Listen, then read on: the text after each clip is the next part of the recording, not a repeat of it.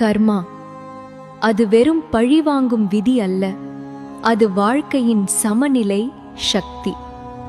நாம் நினைப்பது போல் அது கோபமாக வராது, அது சத்தம் போடாது, ஆனால் அது கணக்கு போடுகிறது.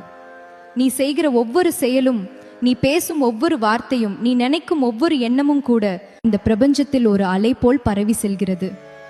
நீ யாரையும் காயப்படுத்தும் போது அந்த வலி காணாமல் போகாது. நீ யாருக்கும் உதவும் போது அந்த நன்மை வீணாகாது.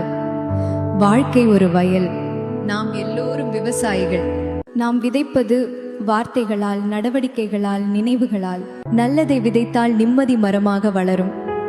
கெட்டதை விதைத்தால் அதே நிழலில் நாமே ஒரு நாள் நிற்க வேண்டி வரும்.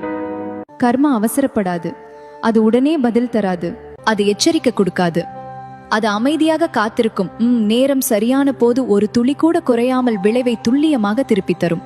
நீ மறந்தாலும் கர்மா மறக்காது, நீ தவிர்த்தாலும் அது தவறாது. நல்லது செய்வது பயத்தால் இருக்கக்கூடாது. கர்மா திருப்பி அடிக்கும்ன்ற பயம் காரணமாக அல்ல, அது உன் குணமாக இருக்க வேண்டும்.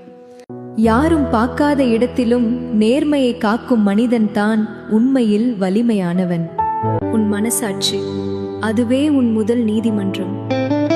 அங்கே நீ தோற்றால் வெளியில் வென்றாலும் பயனில்லை.